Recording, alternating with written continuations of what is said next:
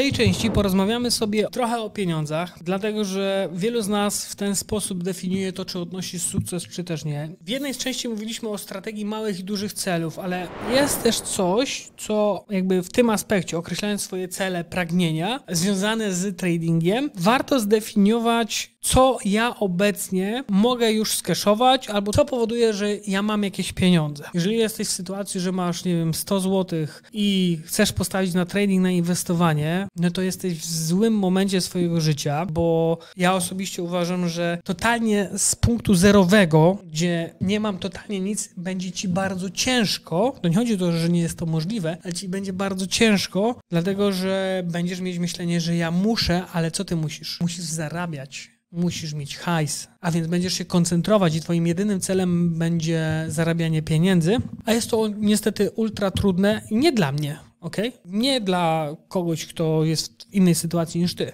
Będzie to zajebiście trudne dla ciebie, bo pomimo tego, że ty sobie powiesz, nie, dobra, ja mogę się teraz uczyć, zdobywać wiedzę, i tak z tyłu głowy będzie, muszę mieć hajs, bo muszę mieć na przeżycie, muszę mieć jak funkcjonować. Musisz zdefiniować to, czy już dzisiaj, jeżeli chcesz się zajmować inwestowaniem i tradingiem, czy ty już możesz funkcjonować w taki sposób, że budujesz swoje oszczędności, skarbonkę, jak chcesz to nazwij, i w tym celu warto zacząć od takiego elementu. Ja zakładam, że jesteś osobą, która coś realizuje, coś robi. I w tym celu warto zacząć od pierwszej rzeczy, to jest trochę o zbudowaniu pewnego rodzaju nawyków. Chodzi o prowadzenie swojego bilansu wydatków i przychodów. Okay? Ile ja wydaję w miesiącu, jeżeli zrobisz to w sposób szczegółowy, czyli ile wydajesz na, nie wiem, trzymanie się po prostu, na opłacenie czynszu, najmu, mediów i tak dalej, a ile wydaję na przyjemności, super, jeżeli wejdziesz w szczegóły, ekstra. Ale jeżeli jesteś totalnym leniem, to zrobisz po prostu, wydaję w miesiącu tyle i tyle na utrzymanie z pracy czy z rzeczy, które wykonuję, mam tyle i tyle, robi mi się jakiś bilans.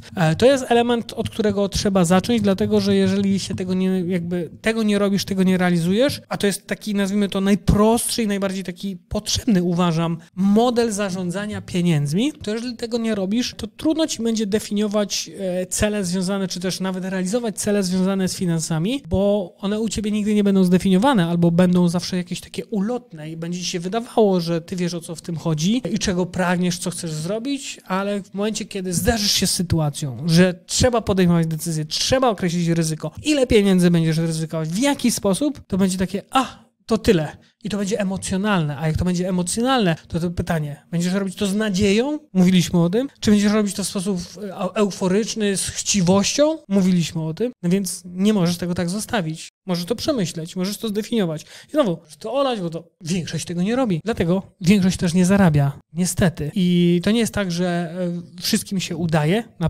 pewno nie. Dlatego, że niestety, ale większości nie chce się zasuwać w sposób taki sumienny, w sposób zaplanowany. Ja jestem przykładem, nie tylko ja, ale jestem przykładem osoby, która w sposób zaplanowany, konsekwentny czy doszła do jakichś rezultatów, efektów i się tego trzymam. Więc nie potrafię ci powiedzieć, jak to zrobić na spontanie, byle jak, bo może ci siądzie i wyjdzie. No sorry, ale nie. Okay? Ja tego nie potrafię ci powiedzieć. Więc w sposób zaplanowany tak. No więc to jest taki pierwszy element. Bilans tego, ile wydajesz, jakie masz obecnie zyski, co obecnie kaszujesz. Czyli nazwijmy to stan twojej majętności. On nie ma znaczenia, czy ty masz super pracę, czy dorywczą. To jest bez znaczenia. To jest taki pierwszy element. Dobra? Czasami jest tak, mi się to bardzo podoba, kiedy osoby zaczynają robić te bilanse, bo do tej pory, jakby wiem, że tam miało się coś tworzyć, ale nie robiliśmy. Kiedy osoby w to wchodzą i to w szczególności ludzie mojego pokolenia, takie 30 parę lat plus, 40 plus, kiedy zaczynają to robić, mówią, kurde, Paweł, wiesz, na jakie głupoty tyle hajsu przewalałem? Ja pierdykam, zajebiście, że to zrobiłam, bo mam teraz oczy, a dzieciaki, kurczę, wiesz, no niby było wszystko super, wiesz, chcesz dzieciakom zapewnić pewne rzeczy, ale się okazuje, że tyle pieniędzy gdzieś tam leci bokiem, że to jest aż niemożliwe, nie? Oczywiście mówię to dlatego w kontekście tego pokolenia, dlatego, że pokolenie moich, twoich rodziców prawdopodobnie jest przyzwyczajone do notowania sobie w zeszyciku, w kajeciku, wydatków, tak dalej. Mają bardzo często bardzo dobrze wszystko przeliczone i oni wiedzą, że energia wzrosła, że woda wzrosła i o ile 18 zł, o 19 skąd, a tak dalej, a płaciłem teraz 14. Ty dzisiaj nie zwrócisz uwagi na to, że śmieci ci wzrosły z, nie wiem, 25 zł na 37, a to jest wzrost o 50%, nie? Natomiast tam tamto pokolenie, kurczę, koszty wzrosły, dla ciebie to jest 14 czy 15 zł. Więc jest inne myślenie, ale też świadomość tego, że tak się dzieje, obserwowanie tego powoduje, że ty inaczej myślisz o pieniądzach. I o to właśnie chodzi. Masz inaczej myśleć o pieniądzach w sposób zaplanowany, a nie na zasadzie dzisiaj są, jutro będą, może będę więcej pracować, może mniej, może coś wyjdzie, może nie wyjdzie. Dlaczego nie? Dlatego, że jeżeli to będziesz robić w sposób niezaplanowany, znowu będzie miało to przełożenie na realizację twoich celów, bo po prostu może wyjdzie, a może nie. Jaka jest różnica pomiędzy tym, że może wyjdzie, a może nie, albo wyjdzie tak byle jak, albo wyjdzie zajebiście. Jest jakaś różnica? Byle jak, nie wiadomo o co chodzi, czego oczekiwać. I teraz nie wiadomo, czy będziesz zadowolony, zadowolona. No ale dobrze. Element związany z pasją, który mam tutaj wypisany, to jest element, który między innymi może być elementem tradingowym, być może masz inne pasje i albo one powodują, że ty masz poczucie odnoszenia sukcesu, czyli to jest element taki napędowy, albo twoje pasje przekuwasz znowu, czy tam się to podoba, czy nie, na element pieniędzy. Jeżeli go nie przekuwasz, zdefiniuj, on mi zabiera jakiś wycinek czasu, no bo trading, jeżeli ma być efektywny, na pewno potrzebujesz mu poświęcić czas. Twoje pasje, mogą zabierać, nie wiem, 30, 60 minut, 2 godziny dziennie różnie. Nie wiem, czy musisz być full skoncentrowany, skoncentrowana i super efektywny, ale możesz coś zdefiniować, I to jest mega ważne, ale jeżeli twoją pasją jest oglądanie TikToka i marnowanie, nie wiem, 3-4 godzin zamiast pójścia wcześniej spać, żeby być wyspanym, super efektywnym i tak dalej. I ty 2 godziny przed spaniem, 3 godziny przed spaniem lecisz i tylko rolka, czy nie wiem jak się to nazywa, i lecisz kolejne i nic, totalnie nic sobie. Po całym oglądaniu 3-4 godzin, jedyne co ty jesteś w stanie zrobić, to jutro powiedzieć, słuchajcie, oglądałem film, w którym było to i ha. No to pytanie, czy to jest ci potrzebne, nie? Mówię celowo tak, że tak powiem, abstrakcyjnie, mam nadzieję, że abstrakcyjnie, ale żeby to pokazać, że no niestety bardzo często jest tak, że my poświęcamy czas na pierdoły, które nie są dla nas ani istotne, ani cenne, a nie zwracamy uwagi na to, co faktycznie jest istotne w naszym życiu. Czasami poświęcamy czas, właśnie marnujemy go bardziej niż poświęcamy. No właśnie takie głupoty, a nie wiem, są dzieciaki. Czasami nie rozmawialiśmy z przyjaciółmi przez, nie wiem, miesiąc, 2 miesiące, pół roku, rok czasu. Dawno nie mieliśmy kontaktu, to zamiast czasami oglądać, to słuchaj, co u ciebie?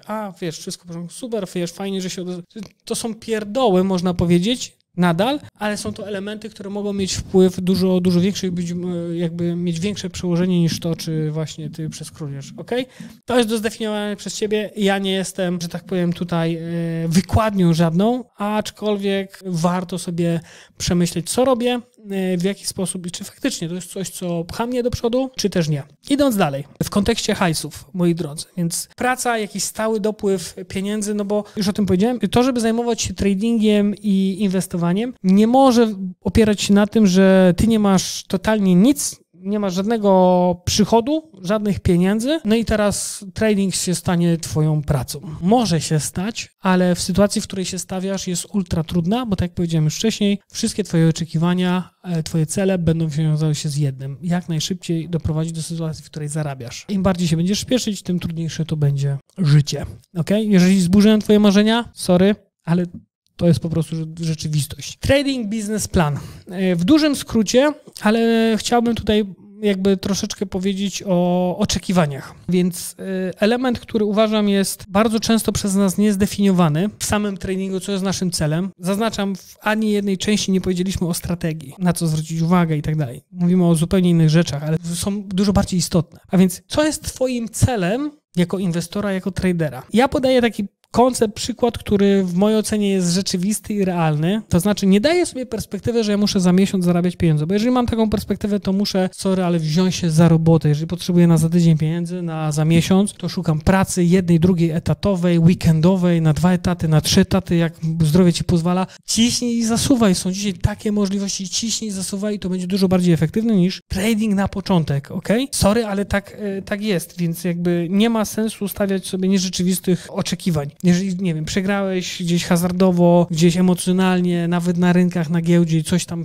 straciłeś pieniądze, nie, na dom, jakieś pożyczone, odrabianie pieniędzy tu i teraz, bo potrzebujesz spłacić, nie wiem, odsetki, cokolwiek, kapitał, bo za chwilę się pojawi timing do spłaty, do roboty, po prostu do roboty i tyle. No chyba, że liczysz na farta, że wszystko będziesz mógł w zasadzie ściąć i dostaniesz złotą strategię, która 3 strzałami spowoduje, że jesteś zarobiony, jesteś ustawiony. Tak to nie działa. Więc dla mnie perspektywa budowania biznesu takiego tradingowego, inwestycyjnego tu w tym przykładzie jest pokazana, bo to jest dobry przykład, można to zrobić dużo szybciej, ale oceniając sytuację, że tak powiem, w sposób totalnie taki, że tak powiem, podstawowy i też bez pośpiechu, to jest perspektywa 3 lat, dobra? W pierwszym roku załóżmy, że ja mam kapitał inwestycyjny około $1000. To są rzeczy na moment, gdzie jakby tworzymy ten materiał i to nagrywamy. Te rzeczy się mogą zmienić, a więc jeżeli się zmienią, to co ja mogę zrobić w swoim procesie, w swoich oczekiwaniach? Mogę wprowadzić poprawki. W sposób świadomy, a nie zasadzie, o Jezu, zostałem zaskoczony. Ale dobra, idźmy w to. Więc dla przykładu, mając $1000, ja mogę, mając wiedzę, mając przygotowany plan, wiedząc w co ja celuję, już mówię teraz o sytuacji trading business plan, w sytuacji, w której ty już coś wiesz tradingowo. To nie jest, że ja jeszcze nic nie wiem i już to robię. Ale czyli w pierwszym roku twoim celem jest zdobycie wiedzy, umiejętności i wypracowania funkcjonowania przynajmniej jednej strategii, którą poznasz od dechy do dechy, która tak czasami nie będzie działała, czasami nie będzie działała, nieważne, ale potrafisz sobie z nią radzić i przenosić ją na pożądane skutki, bo to jest jakby kluczowe. Jak nie ma skutków, nie ma efektów, no to jakby coś jest nie tak, nie? No więc to jest pierwszy rok i teraz w twoim pierwszym roku oprócz tego jest zdefiniowanie, uwaga, $1000 masz, jest zdefiniowanie, że twoim celem jest, aby ktoś zweryfikował twoje umiejętności, bo dzisiaj takie są możliwości i takie są rozwiązania, a więc ktoś ma zweryfikować twoje umiejętności co do tego, czy ty jesteś traderem, czy też nie. Możesz się uważać za tradera, ale jak to się mówi, życie i rynek cię zweryfikuje. Twoim celem będzie to, żeby ktoś cię sprawdził, a w ramach tego, jeżeli się okaże, że ogarniasz kuwetę, ogarniasz temat, będziesz mieć kapitał do zarządzania od osoby prywatnej, od firmy, od funduszu, bez znaczenia, instytucji, tak bym powiedział, które mają pieniądze i mogą tych pieniędzy użyczyć ludziom, którzy są efektywni, jest całe mnóstwo. Brakuje ludzi efektywnych i bardzo dobrych w tym, co robią. Więc okej, to jest twoim celem na pierwszy rok. I ja teraz nie wiem, czy ty uzyskasz 10 000, czy 30 000 $, czy 50 000 $, bez znaczenia. Ale idąc w jakimś tam środkowym modelu, że po roku funkcjonowania z $1000, to jest coś, co spokojnie można zrealizować, przy oczywiście spełnieniu wszystkich innych parametrów, będziesz na tym poziomie takim środkowym, czyli będziesz mieć 30 000 $. Takim kapitałem będziesz dysponować po roku czasu. I teraz uwaga, nie będziesz robić 10, 20, 50% miesięcznie, tylko 1%, 2%. Idźmy w ten przykład, tak jak tu mam rozpisane, 2% na miesiąc z kapitału, którym dysponujesz, który masz z zewnątrz, jesteś w stanie realizować między 200 a 600 dolarów w miesiącu. Można powiedzieć niedużo. Okej, ale ty tworzysz swój biznes. To jest twój pierwszy rok tworzenia biznesu. Dochodzisz do takiego momentu. W drugim roku masz cały czas pracę, masz przychody, znowu masz $1000 i znowu twoim celem jest oczywiście utrwalanie wiedzy, być może poznanie drugiej strategii, trzeciej, rozwijanie się w tym temacie, jak najbardziej tak, utrzymanie tego, co już osiągnąłeś i dołożenie być może drugiej puli, czyli dysponowanie jakby sumą kapitału nie 30 000 $, a być może 60, być może 80. I znowu nie zmieniając celu, czyli realizowanie procenta albo 2% w skali miesiąca. Jeżeli nie zajmowałeś się tradingiem, to ci nic nie mówi, ale jeżeli się zajmujesz, to wiesz, że możesz to robić przy bardzo niskim ryzyku, bardzo małym ryzyku, żeby to zrealizować. No więc jesteś w stanie przy tym drugim roku, w zależności od tego, co zrobisz, czy utrzymasz tylko to, co było do tej pory, czy dołożysz coś więcej, być może będziesz mieć sumarycznie, nie wiem, z 80 000 $.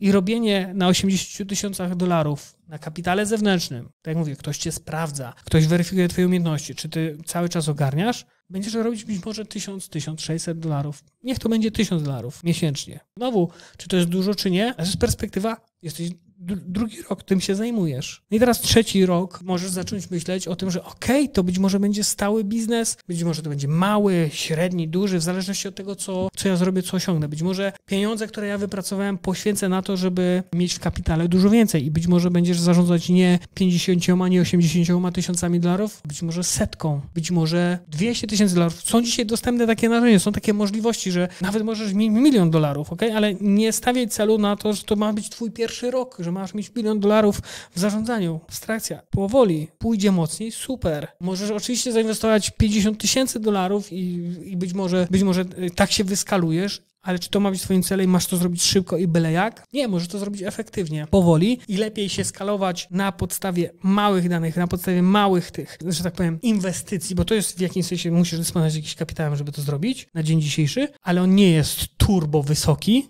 żeby mieć takie możliwości, więc być może rozbicie sobie twojego planu na rok czy 2 i dojść do pewnego poziomu, bo uwaga, jeżeli po 3 latach zajmowania, czyli poświęcenia koło, liczmy, niech będzie te 500 godzin rocznie, okay? Poświęciłeś mniej więcej 180 dni roboczych przez te 3 lata na to, żeby zbudować mały biznes, który budujesz po godzinach, dookoła tego, czym się zajmujesz, i dochodzisz do sytuacji, w której dysponujesz kapitałem nie swoim, ale zewnętrznym na poziomie $100,000.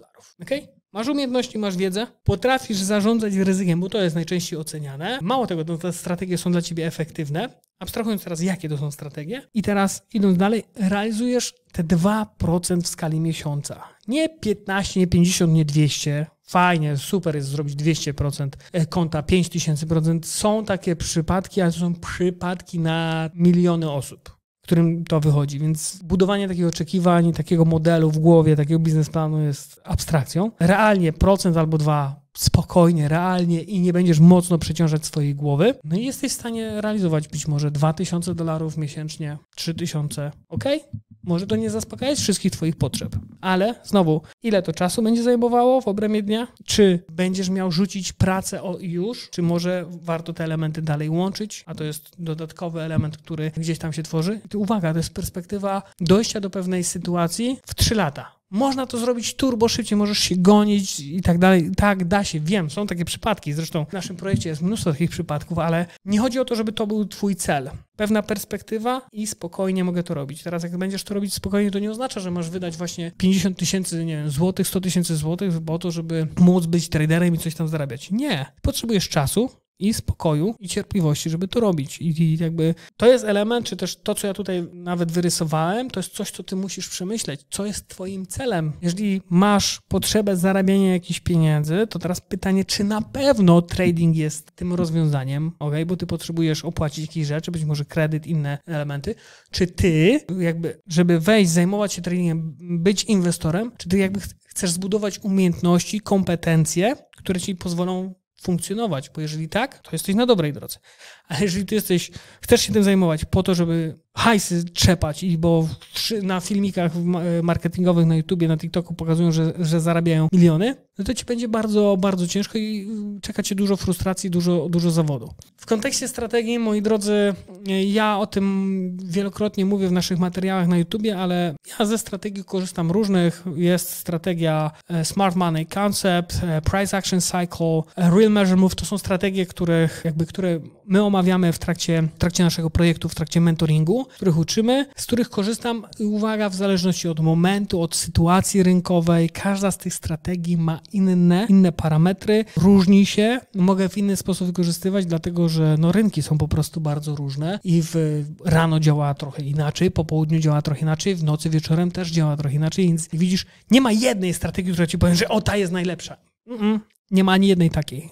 Ani jedna z nich nie jest najlepsza. Każda z nich jest inna, każda z nich daje inny potencjał. Dla mnie łączenie ich wszystkich daje takie efekty, jakie możesz zobaczyć w podsumowaniach. O to w tym chodzi. Ja jako ten, który zbudował sobie biznes w oparciu o trading, o inwestowanie, o zajmowanie pozycji, o podejmowanie decyzji handlowych, muszę mieć narzędzia, żeby móc się poruszać. I wcale się nie ograniczam do jednego. Fajnie mieć kilka z nich i wybieram te, które mi najbardziej pasuje. Czy zawsze mam rację? Nie, ale bazując na swoich danych, na statystykach, na tym, że czuję się pewnie w tym, co robię, bo tak jak powiedziałem, już coś wypracowałem, mogę to robić po prostu w sposób efektywny i tu będę trzymać kciuki za ciebie. Natomiast, żeby zbudować swój model biznesowy, tradingowy, żeby też strategie, które tu są wypisane, są tak jakby tylko hasłowo wypisane, celowo nie pokazuję w szczegółach. Oczywiście, dlaczego masz zajmować pozycję jako kupujący? Możesz zrobić dlatego, bo nie wiem, wskaźniki, bo coś.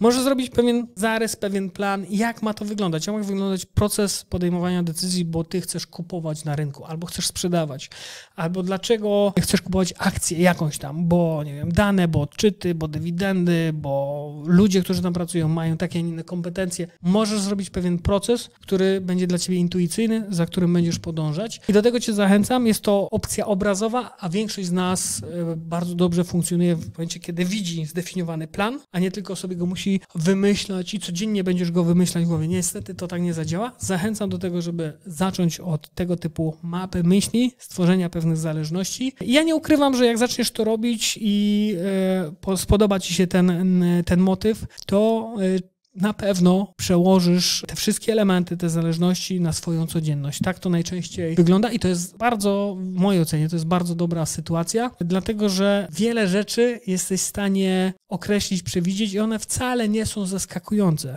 tylko są efektem podejmowanych decyzji, sytuacji. Czasami tak, mi też czasami coś umknie, czasami też gdzieś o czymś zapomnę, popełnię błąd. Ja znam na pamięć swoje gdzieś tam te procesy, które tutaj są i wiem, aha, dobra, zrobiłem tak, wiem co będzie, zaraz jest okej, wiem co mam z tym zrobić. Są pewne rzeczy, które stają się po prostu od razu jasne, do czego ja dążę albo co będzie efektem moich decyzji. Tak jest najczęściej. Nie odkrywamy niczego, to zostało już wszystko wymyślone, ale trzeba siąść, poświęcić czas i na pewno sprawy przemyśleć. Pamiętajcie o subach, o lajkach. Jeżeli seria wam się podobała, skomentujcie. Jeżeli macie swoje pomysły, zakresy, czy też chcecie się czymś podzielić w tym temacie, zachęcam do tego, komentujcie. Na ten moment tyle. Cześć!